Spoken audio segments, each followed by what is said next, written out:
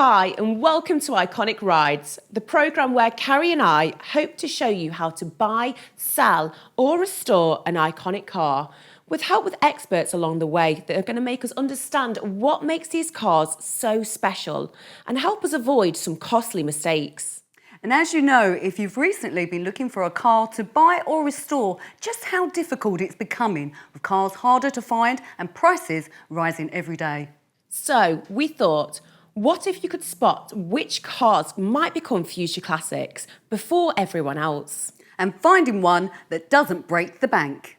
Kerry and I started to think, what sort of cars we used to see on the streets when we were kids? And the obvious one was the Mini. But all the early original ones are now snapped up and owned by enthusiasts.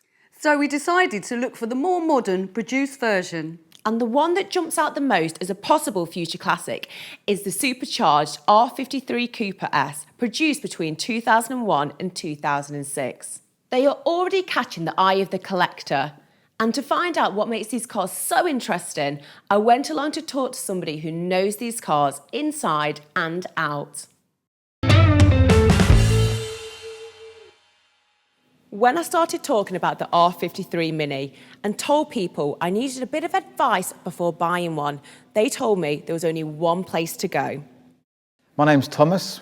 We're at 1320 Mini in Great Staunton, which is Bedfordshire, and we work on the R53 Mini. What is it that made you have a passion for Mini to first start off with? So when we first went into business, we actually repaired crash-damaged cars. Right. And I found that repairing or working on the R53 Mini was like an easy car to work on, which some people don't find. They were holding their money really, really well, so we just kind of progressed. And then we kind of, all these years later, we're here surrounded by customers' cars rather than our own. Tell us what type of customer that comes through the door. We get a range of 20-year-olds to 70-year-olds. We have a lot of guys that use them for track days. They'll be their second car. We get guys that want to show them. We get the odd ladies that want to show them, race them. So a general mix, but an awful lot of different people for the same thing. What is it that makes the R53 so special? I guess it's really close to the original Mini. They give great feedback. You feel like you're driving a nice small hot hatch. It all adds up to a good hot hatch car that kind of makes you feel like you want to drive it again and again. So do heavily modified cars hold their value? I guess it depends on what parts are fitted. If it has really, really top quality parts fitted, then it's always going to be held at good value. If they've been cheaply modified, they're always going to be never fetching what they probably has been spent. But it depends on the quality of parts that have been used and the condition of the car in general. So it's always worth spending that little bit extra if you're going to modify. Absolutely. What should a potential buyer look for in an R53? My opinion is that you should drive as many as you can. If you're in the market for an R53, try and drive 2, 3, 4, 5 cars. You will get to feel the difference between a good one and a bad one. They do suffer with some bushes underneath, which will make it tramline. They're going to suffer with a little bit of rust on some certain places, like on the boot lid. But you've got to look around it, check there's no major oil leaks, check that it doesn't start up and rattle, because that's another problem. But you'll get to know a good one. What are the benefits of the facelift model? In my opinion, the benefits are probably the gear ratios, because they were quite shorter, so you're going to find a faster accelerating car. The styling was slightly changed with a newer style looking lights. The dash has changed, a bit cleaner. And most of the time, you're going to find a limited slip diff in the gearbox if you choose the right one. What are the most desirable options to go for? In my opinion, the JCW kit was a great optional extra for extra power. They offered brakes, they offered an exhaust. The chili pack was a great one that added air conditioning. An optional extra was actually the xenon lights, again, which was a great one just to help see, and it looks great. But there was seats. It's knowing where to stop and trying to find the right car. The age-old question, black or white roof? I'm down for a body-coloured roof. I like the roof to be part of the car. That's my view.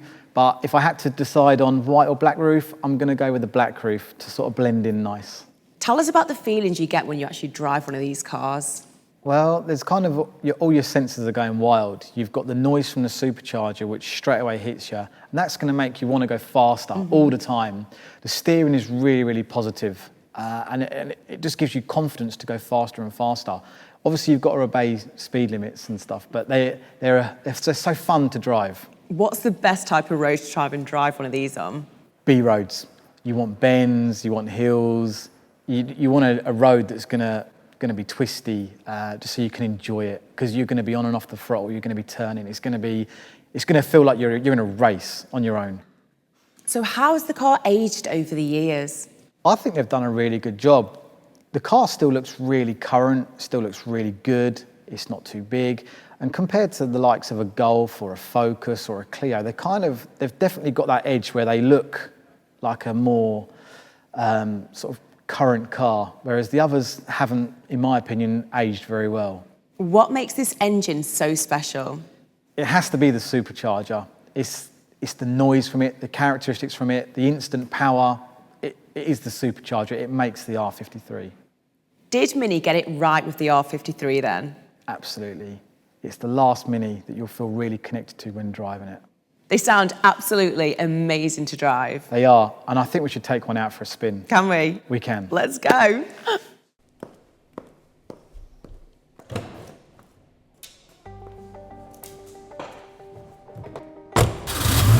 First things first when we get in this car is how low the seats are. We feel like we're sat on the floor. This one has got aftermarket seats, but you do sit quite low in the cars. Yeah. The seats on a stock car do have adjustability, but yeah, this one, we're sitting quite low, which makes a nice ride, you know, if you're for kind of sported, fast road driving. Another thing that just draws itself to me is the gear stick. It's so tall.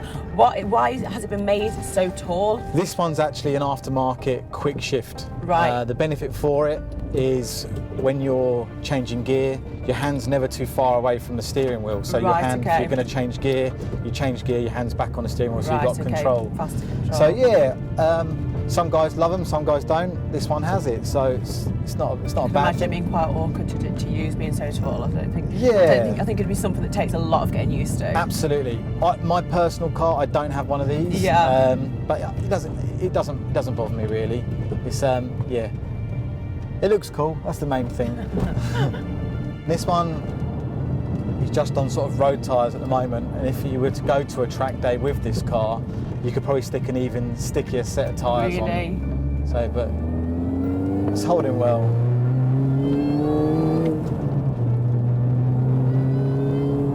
Oh, that noise. It's addictive. It is. You just want to keep on putting your foot down, don't you? Just to keep on hearing that sound.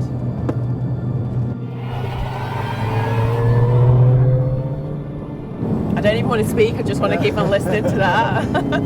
You don't need a radio. Exactly, you don't. That's it. That's the fun factor. Right there, just listening to that noise. I think it's great because you don't actually have to be going too fast to get the noise either. Yeah. But it's addictive to drive. What sort of speed would you say you hit that noise?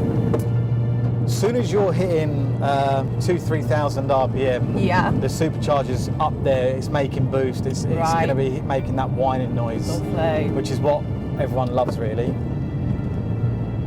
Yeah, this is the pre-facelift model, which has the 5-bar dash, so the facelift one has a slightly cleaner dash, but Okay.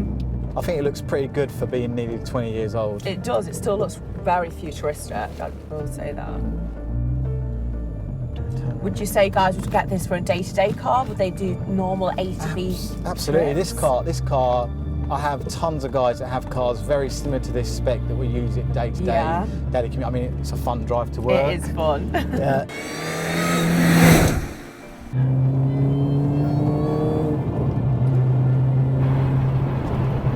You normally will never see two Minis exactly the same. Really, everyone it's always been modified as such then, yeah. And even when they left the factory back in the days they were made, you could personalise your Mini, whether it be colours, wheels, interior, Yeah. accessories, grills. Yeah. So they were all different. They're all pretty much custom to the Absolutely. owner. Yeah, you went in and pretty much ticked the box for the car That's that fascinating. you wanted. So it's, yeah, the chance of seeing two identical is pretty slim. Very really. rare, yeah. I mean, this one I know was brought recently. So it's probably would sell between £6,000 and £7,000, Oh, even in a second-hand state. So what would this car have been bought brand new? This car would have been well over £20,000 Yeah. brand new. So it's probably had an awful lot of money spent on it, Yeah. but it kind of ticks, like I say, it ticks those boxes where you can use it for multiple things. You can use it to commute, you can use it to go for a fast road drive, Yeah. and you can use it to go for a track day. Like trying to find one like this is quite rare. There's quite a market out there for some people wanting to buy some slightly modified, Yeah. that they can just get in and use, and some people do want the completely standard ones. They just want to look after the standard ones, Yeah. which Would you say one like this would be a class as a future iconic car then? absolutely. This one has really nice modifications, so it's never ever going to struggle to sell because of the kind of setup that it has. You know, it will be able to go out for fast road drives. You could use it to commute if you like bucket seats and sitting Yeah. low with a bit of a roll cage and stuff, if that's what you were after. It's although we're in bucket seats and harnesses, it's not too uncomfortable, I don't No, think. I'm quite comfortable and I just feel like I'm in a roller coaster about to set off. That's it. What do you think Mini could do to top these sort of cars off now? Is Mini going to be able to top the R53 off? The current ones, I absolutely respect that they are they're a little bit larger and they're taking on the B&W platform. Yeah. I guess what they have to do is make sure that the cars that come out nowadays are going to be competitive with all other marques. So Yeah.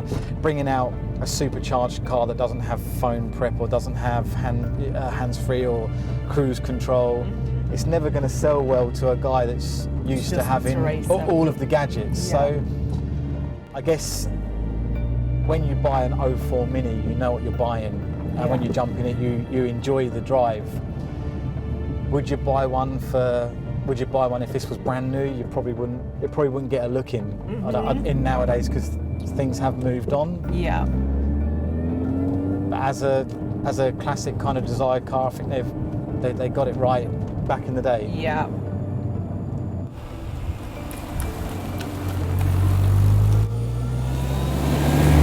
Well, thank you so much for taking me out in it. It's been a cool. very exciting ride, that's for sure. It's cool.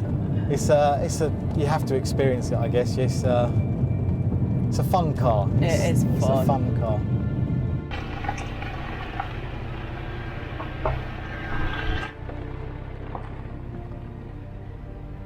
Wow, Thomas, thank you so much for today. It's really been fun. You're welcome.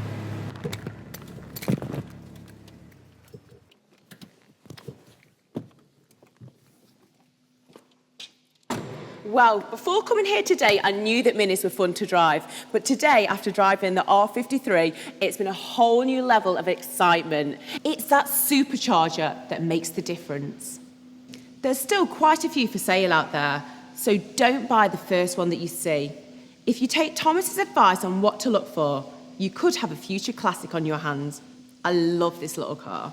Okay, whilst I've been having fun here at 1320, Kerry's been having some fun herself with cars with slightly bigger price tags, with a little help from Colin. Olivia looked like she had a great time with the R53. The word iconic is often overused in today's society, but there is one marque that is iconic in any car person's world: Porsche. Over the years, a thriving industry has sprung up all over the world restoring these iconic cars.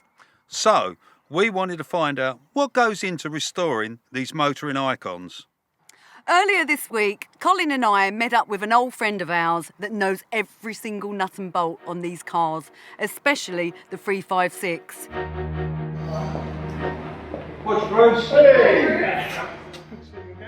Porsche are unique for many reasons, I think. I mean, clearly the rear engine. and the determination to make it work. When you think they were up against it just after the Second World War, and they came up with this crazy sports car, and they've gone with it all the way through, despite people saying they're stupid, people saying they're tail happy. They've stuck with the design, they've made it the best car there is. You could instantly recognise one, can't you, from the design, right back from the Moon car to the ones behind me, to the modern day. The very fact that the engine's in the back means that you're always going to end up with that shape. So they've stuck with that, and of course some people say, like Clarkson, we won't mention him, that they really haven't updated at all, but they have, incrementally, subtly. Every time improvement was needed, they did it. The customers we get here at Sportwagon are generally looking for the very best they can get. They're discerning in the least, and they're prepared to wait. You either want it right or you want it right now. And to get it right, it takes quite a long while. The average customer we'll get through here he's not in a rush. He knows exactly what he wants. He's prepared to wait, and he's prepared to go the distance it takes to make it right. Say 20 years ago, people were spending far more restoring the car than the car was worth. And they were purely enthusiasts. And they would often be out of pocket, but they had what they wanted. Then the tables turned when Porsche became more valuable, and then it became an investment. Then we saw a different clientele. We saw a lot of bankers, people who were looking to invest money in Porsche. That drove the values up even higher. That attracted more investors. We have customers largely across Europe. We do a lot of work for Scandi and Scandinavians. We have several cars here at the minute from Norway, several from Sweden, quite a lot. We have them in from Germany and Switzerland, indeed. The ones right beside us is from Zurich. It's very important that we get the restoration absolutely 100% correct, because unless we do, we failed. The clue is in the title. It's restoring it back exactly to the way it left the factory. That's the ambition, warts and all. Our customers vary in what they're looking for. I mean, we do an awful lot of work for people who want to track their cars or race them. One of the Norwegian cars we've got next door will be done to FIA spec so that he can compete in gentlemen's racing. So that's not an original car as such. But even so, it's based on an original car and done with the ethos that would have been done at the time. It's all done to period spec. It's the car behind me at the minute, 12303, it was a factory prototype works car. So not only was it one of their race cars, but it was a prototype from the factory. Largely raced through South America, Italy. It did Targa Florio, it won best in class. It's won many significant races over the years, and it was recently in Bogota, in Colombia, and it's languished there for many years, and finally it's found its way here for restoration. 12303, very interesting number. Being a 5-digit and a 1958 car, that already to anybody who knows Porsche 356 will tell them it's a works car. It's a small detail, but the generic 356 will have 6 digits in this year. The factory only ran with 5. The future for this car is quite interesting because the Porsche Museum are very, very interested in the car. They would love to display it because it's one of their own. In their eyes, it's a very, very special car. It's got a racing sheet history, a sheet of wings, as long as your arm. But the owner, he's obliging them. He's been talking to the factory, and they will display it back at the museum when we finished it. But after that, eventually, his ambition is to take it to Pebble Beach. I'm not sure how I feel about that, to be truthful. It's not really the purest place for a 356. But we'll do it, and we'll see how it gets on. This is a special car. I mean, it's a works car, and it's a prototype works car. So the factory had invested an awful lot into it. This is why they're interested in getting it back. Stuttgart was in ruins at the end of World War II. So they moved out to this, it literally was a wood mill, a sawmill, in this little Austrian village called Gmünd, very picturesque. The museum is still there in place where all this went on. And that is really where it all began. Ferdinand, as they were all called, decided they wanted to try and build some production cars after World War II. There were 52 cars made between 1948 and 1949. which you could say were the prototypes for Porsche. Hence they're called Gmünd cars. They were all built by hand. Particularly one of the panel beaters was notoriously drunk most of the time. So the cars are very, very lopsided. You'll have one much wider one side than the other. And this is just typical of the era. The correct designation for a Gmünd car is a 356.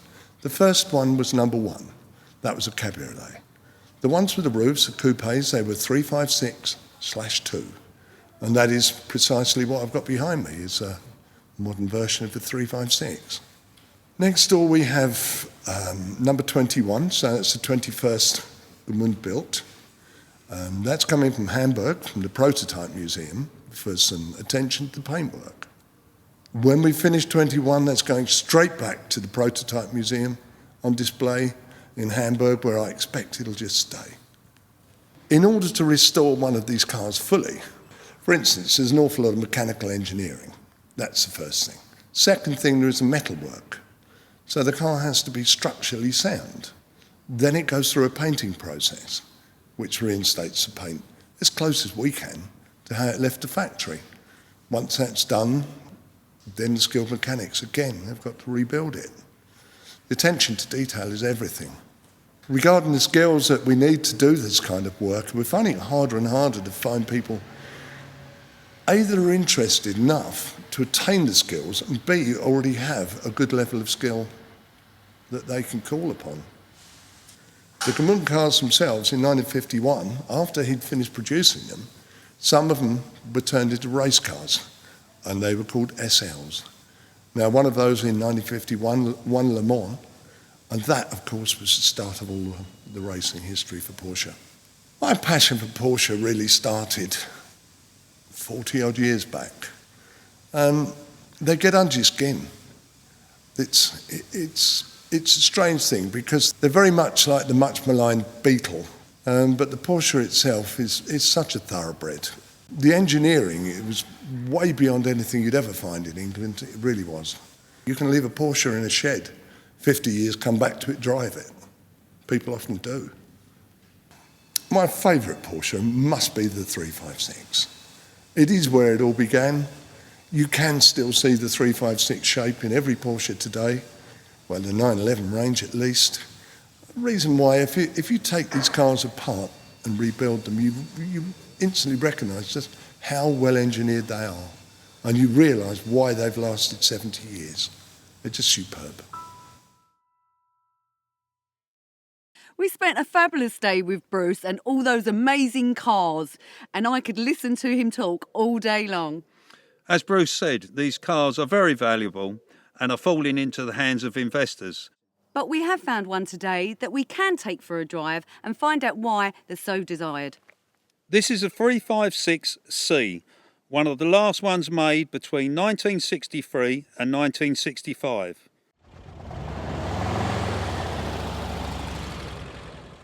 So how does that feel, Colin? It feels good.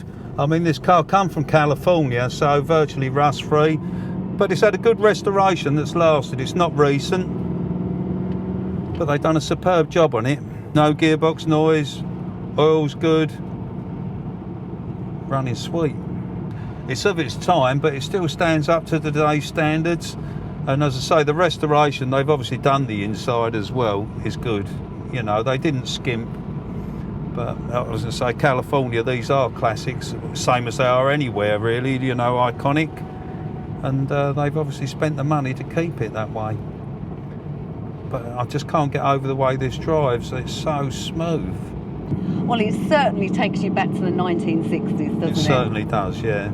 I mean, this car originally, I think there's one in the Porsche Museum, a convertible split screen, is the earliest one I know of, which was renovated by Bruce at Sportswagen. The design then to carry through from 47 up to 65, I believe. Well, these are true enthusiast cars, aren't they? They are, yeah. I mean, people buy these as investments and they go for lots of money. I mean, obviously the earlier cars make more than the later ones, but you get a better drive out of this one, definitely. The earlier one that I drove didn't feel anywhere as nice as this. Well, they are a true investment, but they're also so much fun. They are, like I say, puts a smile on your face. We're both smiling. With a modern day Porsche, of course you've got all the electrics and everything and the driving aids. I know you can turn them off, but with this, it's the driver that's just doing it all. There's nothing to help you except for the car as it comes out the factory with just basic suspension, brakes.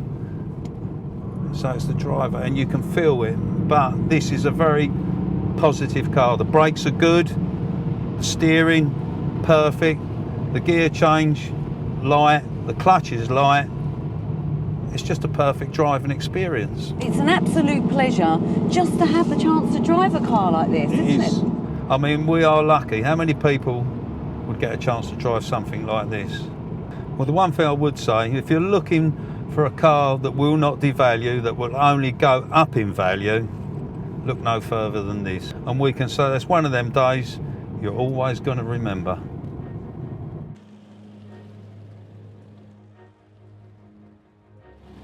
Look who's here. I was never going to miss this. How was it? It drives as good as it looks. Superb. A real pleasure.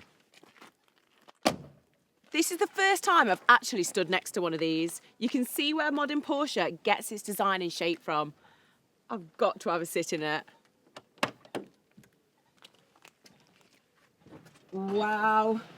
It's basic alongside modern cars, but I can definitely see the appeal to them. I'm loving these 60s vibes.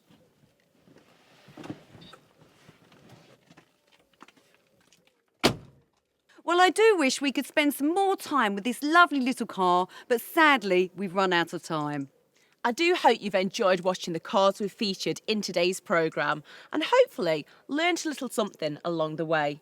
From the three of us, we'll see you next time on Iconic Rides. It went well. Yeah.